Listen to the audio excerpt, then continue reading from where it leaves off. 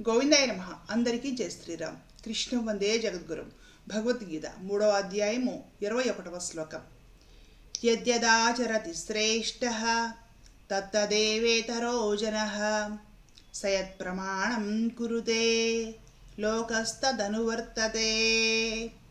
శ్రేష్ఠుడైన పురుషుని ఆచరణమునే అంటే ప్రవర్తననే ఇతరులను అనుసరింతురు.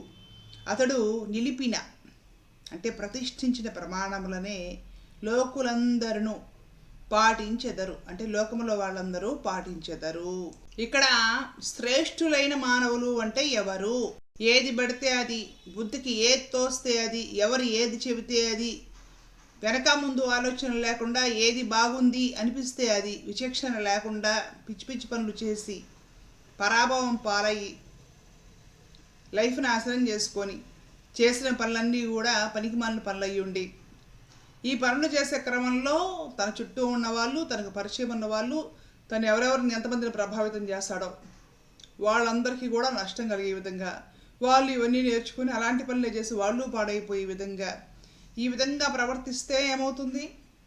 తను పాడైపోతాడు, మన సమాజం పాడైపోతుంది, అంటే లోకం పాడైపోతుంది. మరి పనికిమాలిన పనులు చేసేవాడే ఇంత ప్రభావితం చేస్తున్నప్పుడు శ్రేష్టమైన కర్మలు ఆచరించేవాడు ఎవరైనా సరే చక్కగా శాస్త్రవిహితమైన కర్మలు చక్కగా భగవద్గీతలో బోధించిన విధంగా ప్రతిఫలాపేక్ష రహితముగా అహంకార మమకారాది ఈ ద్వంద్వాలకు అతీతంగా ఉండి, రాగద్వేషాది ద్వంద్వాలకు అతీతంగా ఉండి కర్తవ్యాన్ని భావించి భగవత్ సేవలా భావించి చక్కగా శ్రేష్టమైన కర్మలు చేసుకుంటూ పోయి ఫలితం భగవంతుడికి వదిలేసి తృప్తిగా జీవిస్తూ తద్వారా భక్తి జ్ఞాన వైరాగ్యాలు అలవర్చుకొని ఎవరు భగవత్ ప్రీత్యర్థం బ్రతుకుతాడో, భగవంతుడి కోసం బ్రతుకుతాడో అలాంటి మానవునికి శ్రేష్ఠ పురుషుడు, శ్రేష్ఠుడు అని పేరు భగవంతుడు ఈ శ్లోకంలో చెప్తున్నాడు అనమాట.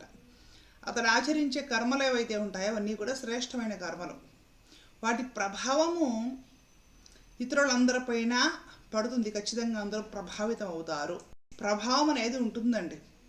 యథా రాజా తథా ప్రజ అనే ఒక సామెత ఉందన్నమాట, ఎక్కువ మన సందర్భాల్లో వాడుతూ ఉంటాం. ప్రభుత్వము పరిపాలకులు ఎలా ఉంటారో ప్రజలు కూడా అలాగే ఉంటారు. ధర్మరాజు గారు రాజ్యం చేస్తూ ఉన్నప్పుడు ఈ హస్తినాపురం, ఇంద్రప్రస్థం ఇవన్నీ కూడా ప్రజలందరూ పరమ ధర్మాత్ములై మెలియారట. ఈతి బాధలు క్షమము ఏది లేదట.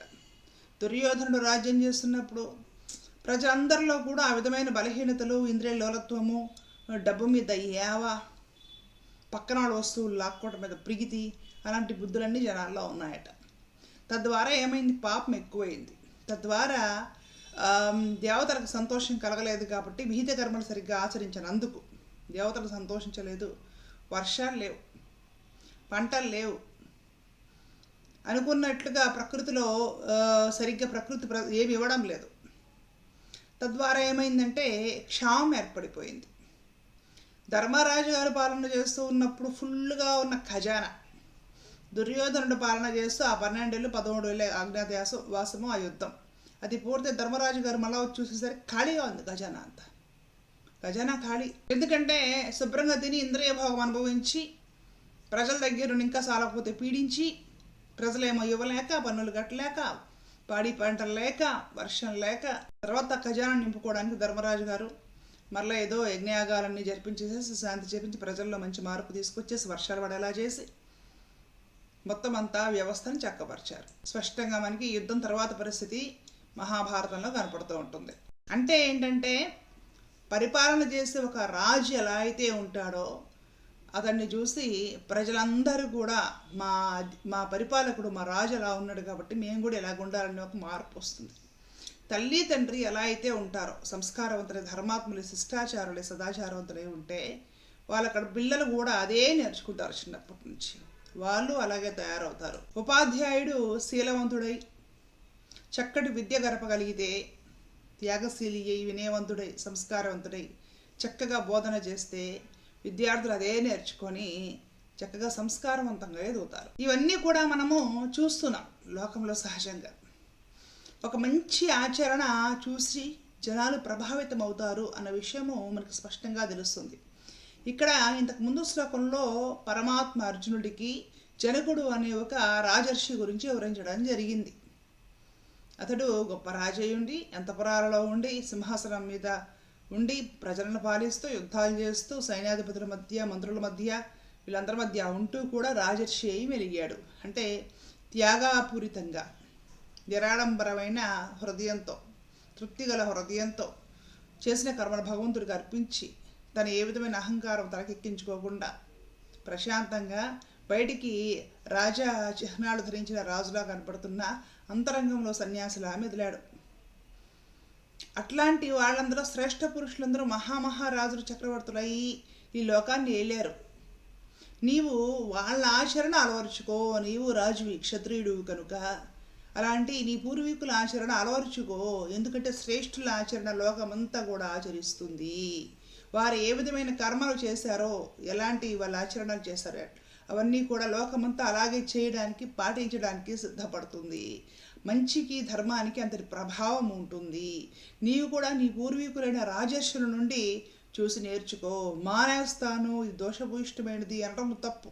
యుద్ధం నువ్వు క్షత్రియుడు కాబట్టి యుద్ధము చేయి, కాకపోతే ఆ కర్మ మీద సంఘం ఉంచుకోవద్దు, ఆ కర్మ ఫలితం మీద ఎక్స్పెక్టేషన్ ఉంచుకోవద్దు. నేను చేస్తున్నాను, నేనే గొప్ప అనే ఒక భావనతోటి చెయ్యకు. వీళ్ళకి ఏదో అవుతుంది అనేసి అతిగా ఆలోచించడం, విచారపడటం మానే. జరుగుతూ ఉంటాయి, ఎవరు ఏది ఆపలేరు. కాబట్టి నీ పూర్వీకులైన జనకరాజర్షి వీళ్ళందరూ ఏ విధంగా ప్రవర్తించారో, ఎలాంటి పనులు చేయాలని క్షత్రియులకు విధించారో చక్కగా నీవు కూడా అది ఆచరించు. ఇది పరమాత్మ ఈ శ్లోకంలో చెప్తున్నారు అనమాట. కాబట్టి మనం ఎప్పుడు కూడా శ్రేష్ఠుల ఆచరణ నుండి నేర్చుకోవాలి. ఎవరు పడితే ఏదో చేస్తారు, ట్రెండ్కు తగ్గట్టులాగా ఇప్పుడు ఇదే ఫ్యాషను, ఈ రోజుల్లో ఇదే కొనసాగుతుంది, ఇవి కాదు మనకి కావాల్సింది.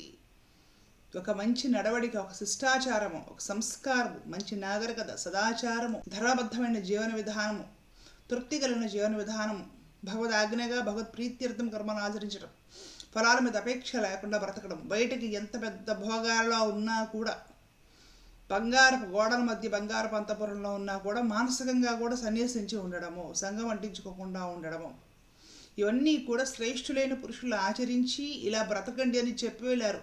వాటిని పరమాత్మ భగవద్గీతలో చెప్తున్నాడు. ఆ విధంగా బ్రతికితేనే లోకం బాగుంటుంది, లోకంలో ప్రజలందరూ బాగుంటారు అని పరమాత్మ ఈ శ్లోకంలో చెప్తున్నారు. ధర్మో రక్షిత రక్షిత. జై శ్రీమన్నారాయణ. కృష్ణ అర్పణ.